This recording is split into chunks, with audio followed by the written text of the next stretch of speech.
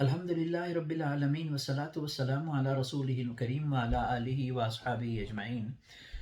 میرے محترم سامعین و ناظرین، آپ کا بھائی محمد طاہر فیاض آپ کی خدمت میں حاضر ہے۔ متحدہ ہندوستان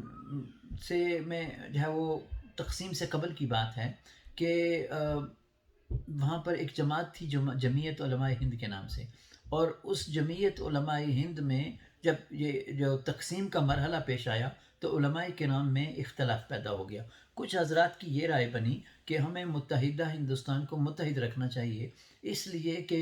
اگر ہم نے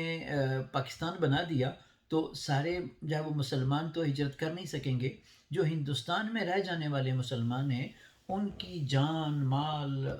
آبرو، عزت، ہر چیز جو ہے وہ داؤ پر لگ جائے گی اور شدید جو ہے وہ خطرات میں مبتلا ہو جائیں گے۔ اور دوسری بات یہ ہے کہ ہماری جو مسلمانوں کی قوت ہے اس کا شرازہ بکھر جائے گا، لہٰذا ہمیں ہندوستان میں رہتے ہوئے متحدہ ہندوستان میں شراکت اقتدار کرنی چاہیے، اور بہرحال یہ ان کی رائے تھی۔ اس کے مقابلے میں کچھ حضرات تھے جن کی رائے یہ تھی کہ ایک ایسا ملک ہونا چاہیے، آزاد خطہ، کہ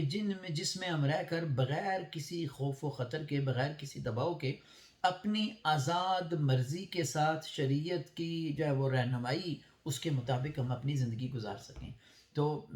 جو حضرات متحدہ ہندوستان کے حامی تھے ان کے سرخیل تھے مولانا حسین احمد مدنی رحمۃ اللہ علیہ، اور جو حضرات پاکستان کی جو ہے وہ تقسیم ہندوستان کے قائل تھے اور پاکستان کے جو ہے وہ حامی تھے، ان حضرات کے جو بڑے لوگ تھے ان میں مولانا اشرف علی تھانوی رحمۃ اللہ علیہ تھے، مولانا شبیر احمد عثمانی تھے، مولانا ظفر احمد عثمانی تھے، مفتی محمد شفیع صاحب رحمۃ اللہ علیہ جو مفتی تقی عثمانی صاحب اور مفتی رفیع عثمانی صاحب کے والد ہیں وہ تھے۔ تو یہ دونوں طرف بڑے بڑے حضرات تھے۔ تو اب دونوں جماعتوں نے یہ کیا کہ اچھا، تو یہ متحد جو جماعت تقسیم ہو گئی تو جو ہندوستان کی حامی جماعت تھی وہ تو جمعیت علماء ہند ہی رہی، متحدہ ہندوستان کی جو حامی تھی، اور جو پاکستان کے بننے کی حامی جماعت تھی وہ جمعیت علماء اسلام کے نام سے انہوں نے اپنا ایک نیا، یوں سمجھ لیں کہ اپنا ایک آرگنائزیشن ترتیب دے دی اور ایک نئی جماعت بنا لی۔ اب یہ ہوا کہ دونوں جماعتوں نے لوگوں کی جو رائے ہے اس کو ہموار کرنے کے لیے اور اپنے حق میں کرنے کے لیے پورے ہندوستان میں انہوں نے جلسے کرنے شروع کر دیے، اور شہروں میں جلسے ہوتے تھے، ہر جگہ پر جلسے ہوتے تھے۔ مولانا حسین احمد مدنی رحمۃ اللہ علیہ سے کسی نے ان کے جو رفقاء کار تھے انہوں نے یہ عرض کیا کہ حضرت ایسا کر لیتے ہیں کہ ہم ایک جلسہ تھانہ بھون میں کر لیتے ہیں، اس لیے کہ تھانہ بھون میں مولانا اشرف علی تھانوی اور یہ دیگر جو علماء ہیں تھے، اور ان کا اثر رسوخ ہے، جس کی وجہ سے وہاں پر جو جتنے بھی جو لوگوں کا جو ہے وہ زیادہ پاکستان کی طرف رجحان ہے کہ پاکستان بننا چاہیے، تو اگر ہم وہاں جلسہ کریں گے تو ہم جو ہے وہ اس سے فائدہ یہ ہوگا کہ ہم لوگوں کو تصویر کا دوسرا رخ بھی دکھا سکیں گے تاکہ پھر لوگوں کو فیصلہ کرنے میں آسانی ہو اور ہمیں بھی کچھ سپورٹ مل جائے۔ تو مولانا حسین احمد مدنی رحمۃ اللہ علیہ نے سختی سے اس بات کو منع کیا اور اس رائے کو رد فرمایا، اور کہنے لگے کہ وہاں پر ہمارے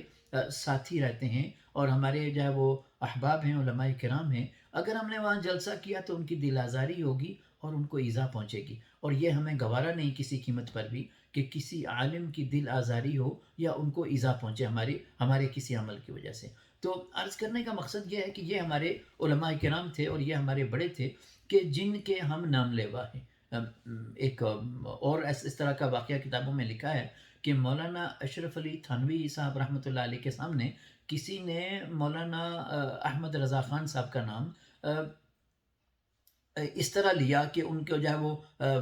ہے وہ اس میں ادب کو ملوز خاطر نہیں رکھا، صرف اس نے یہ کہہ دیا کہ احمد رضا خان صاحب یہ کہتے ہیں یا ان کی یہ رائے ہے، تو اس پر مولانا اشرف علی تھانوی رحمۃ اللہ علیہ نے ان کی سخت نکیر کی، اور ان کی جو ہے وہ ان کی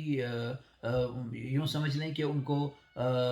سخت سست کہا، اور کہنے لگے کہ ہمارا نظریاتی اختلاف ہے، اور نظریاتی اختلاف کا یہ مطلب نہیں ہے کہ ہم لوگوں کو چھٹی دے دیں کہ وہ علماء کرام کا جو ہے وہ نام بے ادبی سے لیں، تو ایسا خبردار ایسا نہیں کرنا، اور حضرت نے ان کو جو ہے وہ خوب ڈانٹا۔ تو یہ ہمارے ایسے تھے، اور لیکن اب افسوس کے ساتھ یہ کہنا پڑتا ہے کہ پاکستان میں ہمارے حالات بہت بگڑ چکے، ہم بہت جو ہے وہ افراط اور تفرید کا شکار ہیں۔ جو آدمی ہمارے نظریات سے یا ہمارے خیالات سے متفق ہے، ہم اس کو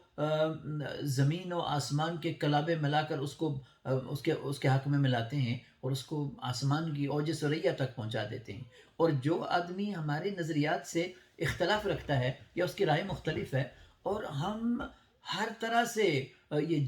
روا سمجھتے ہیں اور اپنا فرض منصبی سمجھتے ہیں کہ اس آدمی کی جو ہے وہ توہین کی جائے، تحقیر کی جائے اور اس کے جو ہے وہ ہر قسم کے کردہ نہ کردہ جو ہے وہ گناہ ان کے سر پر تھوپے جائیں، تو یہ بھائی بہت بڑی جرت کی بات ہے، بہت بڑے گناہ کی بات ہے اور اللہ کی پکڑ سے ڈرنا چاہیے۔ حضرت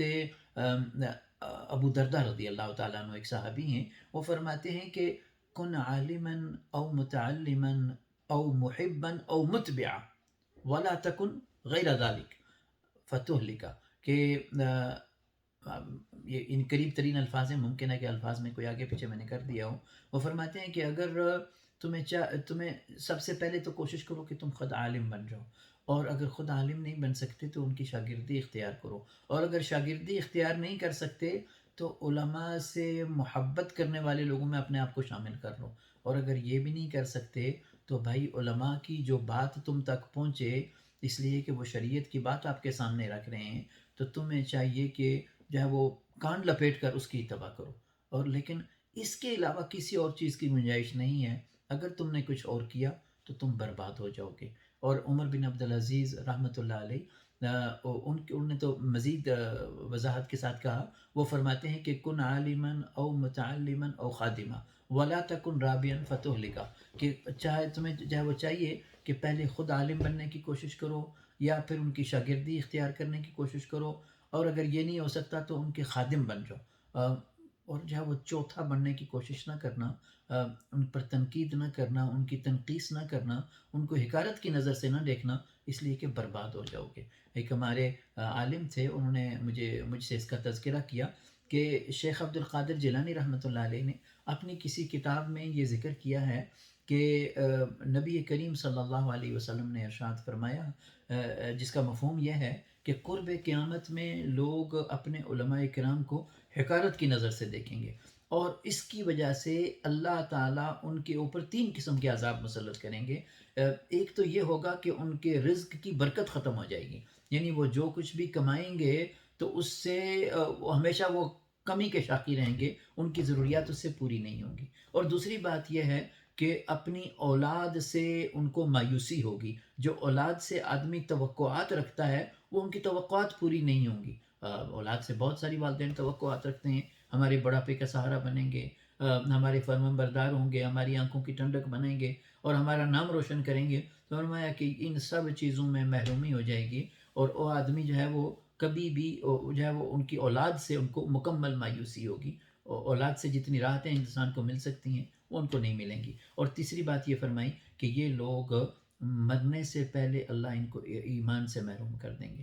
تو اب ظاہری طور پر تو ہمیں نظر آئے گا کہ بھائی یہ مسلمان نام والے صاحب ہیں، مسلمان جو ہے وہ خاندان میں رہے ہیں اور اب فوت ہو گئے ہیں، تو یہ مسلمان فوت ہوئے، لیکن کہتے ہیں کہ اللہ تعالیٰ ایسے لوگوں کو جو عذاب دیں گے، یہ بڑے خطرے کی بات ہے، اللہ ان کو ایمان سے محروم کر دیں گے۔ تو بھائی ہمیں کوشش کرنی چاہیے کہ ہم اپنی زندگی سے ایک یہ جو بڑا جرم عظیم ہے، اس کو ہم نکالنے کی کوشش کریں۔ مولانا طارق جمیل صاحب کے حوالے سے وہ پچھلے دنوں اب شاید عمران خان صاحب کی حمایت کی وجہ سے لوگوں کو بعض لوگوں کو اس بات سے اختلاف ہے اب، اور اس بغض کا اظہار کرنے کے لیے ان کے پاس اس چیز سے جو ہے وہ نفرت کا اظہار کرنے کے لیے شاید ان کے پاس اور کوئی الفاظ نہیں ہیں اور کوئی اور بات نہیں ملی، تو مولانا طارق جمیل صاحب پر اوٹ پٹنگ الزامات لگا رہے ہیں اور ایسی فضول اور بیہودہ گھٹیا گفتگو کی جا رہی ہے ان کے بارے میں کہ جو ناقابل برداشت ہے، اور یہ ان حضرات کے لیے وارننگ ہے، اور میں آپ کو یہ جو ہے وہ خیر خواہی کے طور پر میں یہ عرض کر رہا ہوں کہ بھائی اس کام سے باز آ جائیں۔ اسی طرح جو حضرات جو ہے وہ دوسری طرف مولانا فضل الرحمان صاحب اور جو ہمارے اور مذہبی رہنما ہیں، جو ہے وہ جمعیت اہل حدیث حضرات بھی ہیں اور بریلوی علماء کرام بھی ہیں، تو ان حضرات کی رائے وہ عمران خان کے خلاف ہے اور وہ پی ڈی ایم میں شریک ہیں، تو جن کا سیاسی اختلاف ان سے ہے تو وہ چونکہ ان کی مولانا فضل الرحمان صاحب ایک نمایاں پوزیشن پر ہیں، تو لوگ ان کے بارے میں اوٹ پٹنگ باتیں کر رہے ہیں اور بے سر و پا قسم کے جو ہے وہ الزامات ان کے اوپر لگا رہے ہیں، ان کو گھٹیا قسم کے ناموں سے القابات سے نوازا جا رہا ہے اور گالیاں تک دی جاتی ہیں۔ تو بھائی یہ ان حضرات کے لیے بڑی خطرے کی گھنٹی ہے۔ ایسا نہ ہو کہ ہم ظاہری طور پر تو ہم مسلمان ہوں اور اللہ کی نظر میں ہمیں ایمان سے خارج کر دیا جائے۔ نبی کریم صلی اللہ علیہ وسلم نے صحیح حدیث ہے، نبی علیہ السلام نے فرمایا العلماء ورثۃ الانبیاء، یہ جو علماء ہیں یہ نبیوں کے وارث ہیں۔ تو بھائی یہ تو ممکن ہے کہ عالم سے کوئی کمی کوتاہی ہو جائے اور عالم جو ہے وہ آپ کی نظر میں اس معیار پر نہ ہو کہ جس پر اس کو ہونا چاہیے، لیکن اس کا یہ مطلب نہیں ہے کہ ہم ان کی تحقیر کریں اس لیے کہ بیٹا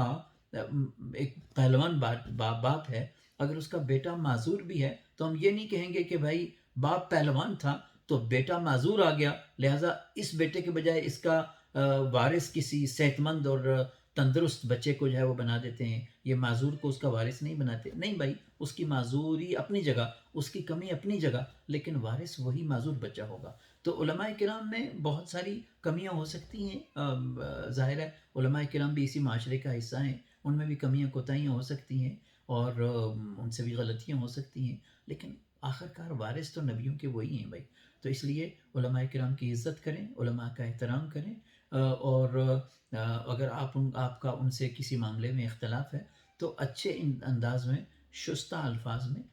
اپنی رائے کا اظہار کریں، لیکن آپ کو کسی طور پر بھی یہ اجازت نہیں ہے کہ علماء کی تحقیر کریں، ان کی اہانت کریں اور ان کو جو ہے وہ ذلیل کریں، چاہے سوشل میڈیا پر ہو، چاہے اپنی تقریروں پر ہو۔ اور جو آدمی یہ لوگ یہ کرتے ہیں ان کو اپنے ایمان کی خیر منانی چاہیے۔ اللہ تعالیٰ مجھے بھی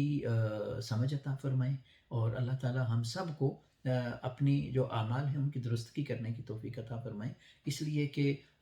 دنیا کی زندگی بہت مختصر ہے اور آخرت کی زندگی ہمیشہ رہنے والی ہے۔ اللہ تعالیٰ ہمیں وہ جو ہے وہ اس کو ملحوظ خاطر رکھ کر اپنی زندگی کے اعمال، اقوال اور افعال